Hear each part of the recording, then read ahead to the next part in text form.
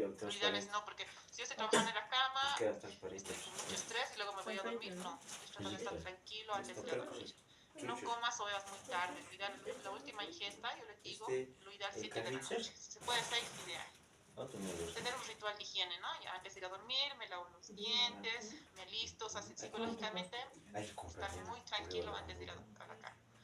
En un diario, o sea, hacer todas las, o sea, ver todo lo que voy a hacer durante el día, cosa de organizarme, no estoy dejando todas mis actividades en la noche para que no esté muy estresada. Leer un libro causa placer. Un libro, pero sería no de medicina, ¿no? Porque si les hago leer a ustedes un libro de medicina se van a estresar. Desconectarse, ¿no? Esto es bien importante. La mayoría de todos, y me incluyo, a veces nos vamos a la cama y es como que tenemos tiempo y nos vamos a TikTok, Facebook, Instagram y otras redes sociales. Entonces es bien importante educar en esta parte al paciente, decirle que una hora antes o 45 minutos antes de que vaya a dormir, nada de redes sociales, nada de tele, radio, ¿no? Tener un ambiente tranquilo, si uno puede meditar antes de dormir sería ideal, y decidir una hora de dormir. Cuando no tenemos una hora de dormir y estamos en redes o estamos haciendo otra cosa o nos ponemos a ver una película, pues puede ser que un día duerma 9, otro día duerma 11 y eso va a afectar las hormonas y me va a llegar a mayor riesgo metabólico. Entonces, la anamnesis debe ser enfocada en el paciente. Podemos preguntar qué factores contribuyen a la obesidad del paciente, ¿no? El estrés, factor laboral. ¿En qué forma la obesidad está afectando al individuo? El paciente tiene artrosis, ya tiene disnea. ¿Cuál es el nivel de riesgo del sujeto derivado de la obesidad? ¿No? Tiene un riesgo cardiovascular, podemos hacer ahí la calculadora, tiene un riesgo según la AJA, de 7% de mortalidad, ¿no? A 10 años. ¿Cuál es la dificultad? Eso es importante, que encuentre el paciente para controlar su peso. Entonces, ¿qué le dificulta al paciente? ¿No? Falta de información, no se siente motivado, poco, ya ha fracasado con otros médicos. Es un tema muy grande que quería poner también algunas diapositivas de lo que es la inercia terapéutica. No he podido poner, pero un poquito les explico. La inercia es que no hacer lo que deberíamos hacer en el momento adecuado, ¿no? Por ejemplo, esta inercia puede ser por diferentes motivos. Uno, que no estemos suficientemente actualizados y como no sabemos mucho de lo que es tratamiento, por ejemplo, para la obesidad, no les damos tratamiento y estamos entrando en inercia con el paciente porque no le estamos dando cuando lo requiere, ¿no? O si bien le estamos dando, no le estamos explicando o no le estamos haciendo seguimiento, ¿no? Entonces es importante tener en cuenta todo en cualquier paciente, no solo en un paciente con obesidad. ¿Cuáles son los objetivos y expectativas del paciente? Eso es bien importante. Darle al paciente expectativas realistas. Si no, lo vamos a frustrar al paciente. Por ejemplo, un paciente que pesa 80 y te dice, yo pesaba 50 kilos a mis 18 años. Y generalmente los que tenían un peso bajo a esa edad quieren siempre volver, ¿no? Y dicen, me han dicho que mi peso ideal es 50, yo estaba en mi peso ideal a los 18 años. Pero esto es importante, ¿por qué? Porque si yo le digo a mi paciente, su peso ideal es 50 y tiene que bajar 30 kilos, se va a frustrar. ¿Por qué? No le vamos a poder bajar esos 30 kilos. En cambio, si nosotros ponemos metas realistas con el paciente, le incentivamos y le explicamos qué beneficios tiene este porcentaje de pérdida de peso, hacemos que el paciente se encuentre incentivado y pueda realizar. Entonces, por ejemplo, nuestra primera meta le podemos decir 5%, y nuestra segunda meta 10%. Entonces, a ese paciente, en vez de decirle 30 kilos, si nosotros le decimos tiene que bajar entre 4 a 8 kilos, y nuestra primera meta es 4, entonces el paciente ya lo toma más fácil, ¿no? Es más fácil perder 4 kilos que 30 kilos. Tienen que ser metas realistas y decirle que le vamos a hacer seguimiento, que tenemos que hacer ejercicio, tenemos que cambiar el estilo de vida hacia hábitos de vida saludables. Es importante también el nutricionista con el que estemos trabajando, porque si va un nutricionista que, por ejemplo, le va a dar una dieta súper difícil, una dieta que no la pueda realizar o no la pueda consumir, no pueda encontrar ciertos productos para poder hacer la dieta, no lo va a hacer. Por ejemplo, hoy vi esta mañana en la consulta un paciente que no estaba incentivada, perdió la incentivación para bajar de peso porque había probado de todo, y la última nutricionista que le vio hace un mes y ella le dijo que le hacía daño los lácteos y ciertos productos y la nutricionista le dio todo lo que le hacía daño. Entonces, por eso no cumplió. Entonces, es bien importante entre colegas, ¿no? Hablo con la nutricionista, ¿cómo te está yendo con mi paciente? Mira que yo he visto esto, comunicarnos. Es importante el lenguaje que usemos con el paciente.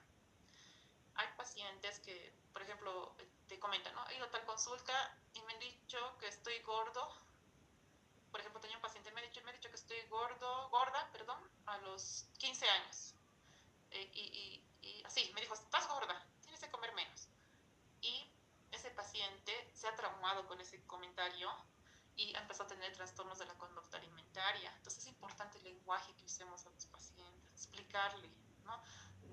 Con los mejores términos posibles, porque ahí puede ser que vengan problemas de anorexia, bulimia, que es un tema muy grande, es triste, no es un tema que, no es una patología que viene a una consulta y le vamos a sanar, ¿no? Entonces, es bien importante el lenguaje que usemos en el paciente, cómo le expliquemos, explicar los objetivos, que son motivos de salud. Entonces, ver si la persona está motivada para comenzar un programa de control de peso y ver qué tipo de ayuda necesita el paciente. Se le puede preguntar al paciente del 1 al 10, ¿cuánto está incentivada para perder peso? Un 10 que está muy incentivada, que quiere hacerlo todo.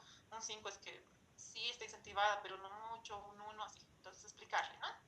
Luego, el perímetro abdominal, le tocamos el síndrome metabólico, que nosotros nos basamos en población asiática, que sería mayor a 90 en varones y mayor a 80 en mujeres. Luego, aquí están los otros sistemas afectados por la obesidad, que ya hemos comentado igual, que nos puede llevar a todo este tipo de patologías. Es por eso que es tan importante abordar la obesidad.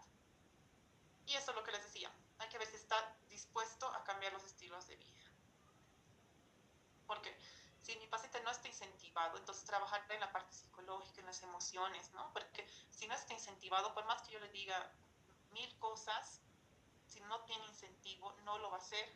¿Por qué? Porque el principal protagonista de la película va a ser el paciente, ¿no? Si bien nosotros le vamos a decir esto se puede hacer, el paciente es el que elige qué comer, cuándo moverse, qué hacer. Este es un algoritmo que está en Harrison. No les voy a explicar, es todo lo que hemos explicado. Entonces, los objetivos del tratamiento son mejorar los trastornos concomitantes, reducción de las condiciones asociadas a la obesidad como la diabetes, la hipertensión, las lipidemias. El objetivo es disminuir los riesgos de problemas de salud futuros. O sea, yo quiero abordar a mi paciente en una etapa en la cual sea reversible. No, yo quisiera que me lleguen todos los pacientes en una etapa reversible, o sea, cuando están en una prehipertensión, prediabetes, porque ya cuando ya están en una etapa NEOS, por ejemplo, 3 4 pues ya están con patología cardiovascular. Si bien les puedo controlar muy bien, ya no puedo revertir. Y tenemos que tener metas realistas, ¿no? Un pérdida de peso del 5 al 10% en 6 meses. Acá están los cambios alimentarios en el estilo de vida. Hay que reducir, digamos, el paciente consume 3000 calorías, entonces por lo menos reducir entre 500 a 750 calorías a su diario, ¿no? Eso es un estimado, ¿no? Esto es de acuerdo al paciente, este es ejercicio, no es ejercicio, pero un estimado es de 1200 a 1500 calorías para mujeres y de 1500 a 1800 para hombres. La actividad física, mínimo 150 minutos de actividad física moderada por semana. Eso quiere decir 30 minutos 5 veces a la semana. Si el paciente no puede hacer nada, caminata a paso moderado. Y eso debe ser gradual y adaptado a cada paciente. Hay pacientes que tienen problemas de articulaciones, entonces veremos qué tipo de actividad podemos hacer en ese paciente. La modificación conductual. Hay que hacer autovigilancia, el manejo del estrés, el control de los estímulos, trabajar con personal capacitado, nutriólogos, enfermeras y también psicólogos. Y en ocasiones también es bien importante la valoración por psiquiatría. Acá tenemos un resumen de los fármacos. Tenemos la fentermina solita y la fentermina topiramato, que esos son liberadores de catecolaminas. La fentermina y el topiramato, modulación del ácido gamma-aminobutírico, inhibición de la anhidrasa carbónica y es un antagonismo del glutamato.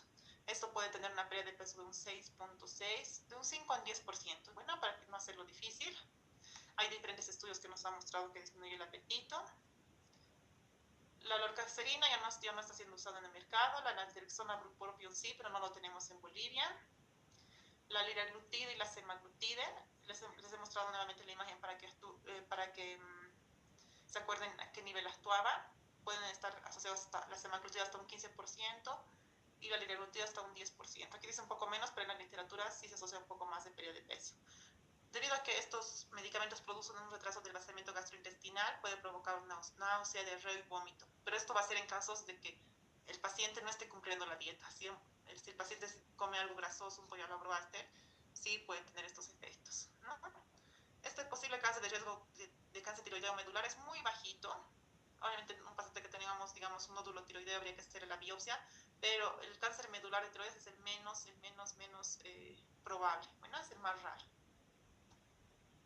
Aquí podemos ver cómo tanto la liraglutida como la semaglutida no solo tienen efectos a nivel del apetito, ¿no? Tienen efectos a nivel cardiovascular, tienen efecto a nivel renal, o sea, tienen muchos efectos aparte de bajar el apetito. Por eso es que se da también en pacientes con diabetes y también en pacientes con patología cardíaca. El Orlistat dijimos que disminuye la absorción de grasas, se da después de que he consumido un alimento grasoso, se puede dar hasta 120 miligramos 3 veces al día. Y hablando un poquito de cirugías, existen cirugías restrictivas, cirugías con mala absorción restrictiva y cirugías de mala absorción. Quiero que tomen en cuenta que el paciente no lo vamos a llevar directamente a cirugía, ¿no? El tratamiento hacemos por escalas. Primero será cambios en el estilo de vida, actividad física, ver el factor emocional, luego ver medicamentos y, digamos, si no logramos bajar de peso o si con mucha comorbilidad, podríamos ver en una cirugía bariátrica. Pero el paciente para ir a cirugía bariátrica no ha tenido tiempo para poner los requisitos, pero tiene que ser un paciente correctamente valorado. Lamentablemente en todo Bolivia, no solo en Bolivia, fuera de Bolivia, muchos cirujanos captan al paciente hasta pacientes con sobrepeso y cirugía bariátrica, ¿no? Sin hacer el protocolo de estudio. El protocolo de estudio significa que el paciente tenía que ir por nutrición, tiene que ir por psicología, tiene que ir por psiquiatría, endocrinología, gastroenterología, cardiología, y es todo un protocolo que se debe hacer para ver si es el paciente ideal. Si un paciente no cumple con todos estos requisitos, es muy alto el riesgo de que fracase la cirugía bariátrica y recupere el peso, ¿no? Es importante la educación antes de la cirugía bariátrica, es importante explicarle que tiene que tomar vitaminas después de la cirugía, su dieta tiene que ser paso a paso, tiene que hacer seguimiento por nutrición, tiene que hacer seguimiento por todas las especialidades después de la cirugía. ¿Por qué? Porque yo igual he tenido un paciente que ha venido a consulta después de una cirugía bariátrica, después de 10 años, con el mismo peso que iniciado, ¿no? Y hemos empezado nuevamente con medicamentos que se puede dar y ha ido muy bien. Pero es mucha educación del paciente y el seguimiento. Es importante cuándo es su próxima consulta. Y si podemos hacerlo, que eso es muy complicado, si podemos llamarle para hacerle recuerdo de la consulta, sería ideal. Pero sí es muy complicado por la carga de pacientes que hay. Entonces, la restrictiva estamos la banda gástrica ajustable, es una banda que lo ponen a este nivel y restringe que no ingrese mucho alimento. La gastrectomía en manguito. No vamos a hablar mucho de la cirugía, solo vamos a comentar la derivación gástrica en Jeder-Roux, la derivación biliopancreática, que son cirugías mucho más complejas que ya no se usan, la derivación biliopancreática con exclusión duodenal. Entonces, ¿qué es el objetivo de las cirugías restrictivas? Limitan la cantidad de alimento que puede retener el estómago. De esta manera retrasa el vaciamiento gástrico. El prototipo de esta es la colocación de banda gástrica ajustable. La derivación gástrica en Jeder-Roux es el método más practicado y aceptado. Y esto se puede realizar incluso por laparoscopía. Acá podemos ver las imágenes de las diferentes cirugías y puede haber complicaciones, ¿no? Desde un doping, hipoglucemias, déficit de vitaminas, incluso pueden ir a desnutrición. Es por eso abordar al paciente y educarlo. Otros tipos de complicaciones puede haber estenosis del estómago o úlceras marginales que se puede llegar a presentar hasta un 5 a un 15% de los pacientes. Acá podemos ver un estudio de la semaglutida, ya viendo la evidencia, cómo se ha comparado con placebo, miren. Y ese es un estudio de largo plazo, hasta 221 semanas. Entonces he visto que la pérdida de peso, miren, hasta las 26 semanas sí hay descenso de peso. Pero luego tiene que continuar el paciente para mantener el peso. Y eso es importante explicar al paciente. Hay pacientes que llegan acá, se mantienen y aquí lo descontinúan. ¿Por qué? Porque ya están con un peso estable. Y eso es importante explicar al paciente que la pérdida de peso va a ser de manera paulatina, pero luego que llegue la pérdida de peso, que puede ser un 10 a un 15%, se va a mantener de peso. Y no se tiene que retirar el medicamento. ¿Por qué? Porque si yo le retiro en esta etapa, va a volver a recuperar el peso, porque el medicamento ya no está haciendo el efecto. Bueno, ese es el estudio SELECT.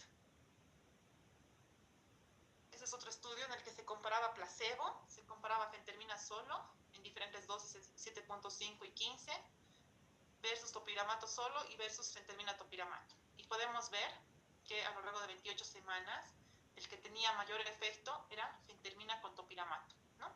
Tanto en dosis de 7.5, 46 y en dosis de 15, 92. Ojo que se inicia la dieta, la medicación se inicia con 3.75, 23. Luego se va aumentando cada 2 semanas o cada mes la dosis del medicamento. Y acá podemos ver todos los estudios que se han hecho en obesidad. Podemos ver desde el de Davidson, el EQUIP, todos esos muy conocidos, el SCALE que les he mostrado con la semaglutide, los STEP, que esos han sido usados con semaglutide desde el STEP 1 hasta el STEP 6, y los últimos estudios, que esto es la novedad en el momento, que son los con tirzepatide. Y podemos ver que ahorita el último que ya se ha aprobado por la FDA es la tirzepatide, que tiene muy buena pérdida de peso, incluso se está acercando a una pérdida de peso de un 20%. Y acá podemos ver que, como decía en un principio, no es solo comer menos, porque vemos que en los pacientes que incluso se hacen cirugía bariátrica, todos tienden a recuperar de peso. Si bien no vuelven al basal, miren, en este estudio todos han recuperado de peso, ¿no? Tanto mujeres como varones, ¿no? Entonces es bien importante hacer el seguimiento. Incluso si el paciente se ha hecho cirugía bariátrica, necesita seguimiento de por vida. Y si empieza a recuperar de peso, podemos igual iniciar medicamentos. Entonces, los pasos a seguir: se debe realizar una evaluación integral, un enfoque holístico combinado con los antecedentes, los hábitos alimenticios, métodos clínicos. La medicina es personalizada, no es lo mismo el mismo tratamiento para todos. Debemos considerar la distribución de grasa, las características genéticas, las características individuales de cada paciente. Los factores psicológicos: es importante reconocer y tratar el hambre emocional, el cerebro hambriento, promocionar estilos de vida saludables desde temprana edad, ¿no? Esto es algo importante, porque cuando un niño es pequeño, él no elige la alimentación, ¿no? Y lamentablemente los padres son los que pueden influir por desconocimiento a que el niño tenga malos estilos de vida. Y si el niño desde pequeño tiene un mal estilo de vida, o sea, por ejemplo, en la casa hay papás que se alegran y dicen, mi hijito come 4 panes, ¿no? Y come 5 plátanos.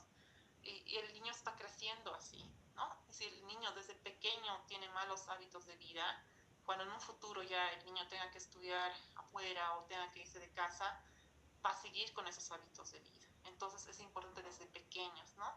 Y si hay alguien aquí embarazada, incluso desde el embarazo, pues tener una buena alimentación, porque de esta manera le estamos aportando también alimentación al bebé, ¿no? Si alguien tiene aquí niños pequeños, igual la lactancia exclusiva es bien importante, cuando introducir la alimentación. Entonces, desde pequeños es importante hacer los cambios de hábito de vida. Ahora, de grandes igual se puede, no es algo imposible, igual uno puede cambiar, pero hay que ser insistentes, hay que ser perseverantes, hay que motivar al paciente, porque el cuerpo siempre va a tender a volver al estado anterior, ¿no? Como mecanismo de defensa. Entonces, la pérdida de peso tiene que ser estrictamente controlada. Y hay que continuar haciendo investigación para ver qué nuevos medicamentos hay, evidencia. El trabajo tiene que ser interdisciplinario, hablar con el nutriólogo, hablar con el psicólogo, hablar con el psiquiatra. Comentarles que hoy tuve una reunión con el director. Hay un centro de anorexia y bulimia en Cochabamba y van a abrir un centro de anorexia y bulimia acá en La Paz. Hoy hablé con el director y ya lo tienen el centro en Achumani. Entonces, si ustedes conocen a alguien con anorexia y bulimia, pues me avisen para que les pase el dato. Seguro van a publicar ya en redes. Pero es bien importante tener un equipo multidisciplinario y me encantó mucho esto, porque me dijeron que van a tener psicólogos, nutricionistas, médicos.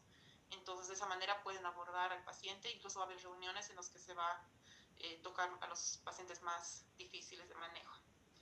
Y se debe colaborar con otros especialistas y profesionales para un abordaje efectivo. Quiero dejarles con este mensaje, que es, hay una página que la pueden seguir ustedes en Facebook, que es Obesidades, y esto es una realidad. Mantener el peso perdido es como caminar en una escalera eléctrica en sentido contrario. Qué complicado, ¿no? Se necesitan esfuerzos continuos para permanecer donde estás. Es algo 100% cierto, ¿no? Si uno quiere, no hay medicamento fácil. Si ustedes ven alguna publicación, ahora hay mucho acerca de obesidad, nada en que lo vean fácil es realidad. O sea, no hay un medicamento mágico, no hay unas gomitas que nos hagan bajar de peso sin hacer ejercicio, sin cambiar los hábitos de vida, no existe. Todos los estudios que se han hecho en obesidad, los que les mostré, todo es con intervención en cambios en el estilo de vida, en todos. No hay un trabajo en el cual no pongan el estilo de vida, el ejercicio. Entonces, si un paciente está logrando ir contra las gradas eléctricas, al lado contrario, tiene que hacer esfuerzos para poder mantener la pérdida de peso. Es por eso que muchos pacientes bajan y vuelven a aumentar de peso. Gracias. Ahora sí, preguntas.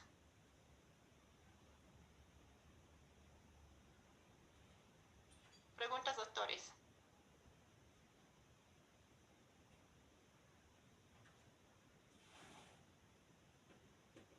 Doctora, la pérdida de peso de 5 al 10% ya es beneficioso para la salud haciendo ejercicio y estilo de vida. ¿En qué tiempo se debería perder ese porcentaje? En 3 a 6 meses. Lo ideal es perder en este tiempo, pero si por lo menos, o sea, 3 a 6 meses se refiere a que yo pierdo entre el 5 al 10% en 3 a 6 meses. Pero si yo logro perder 5%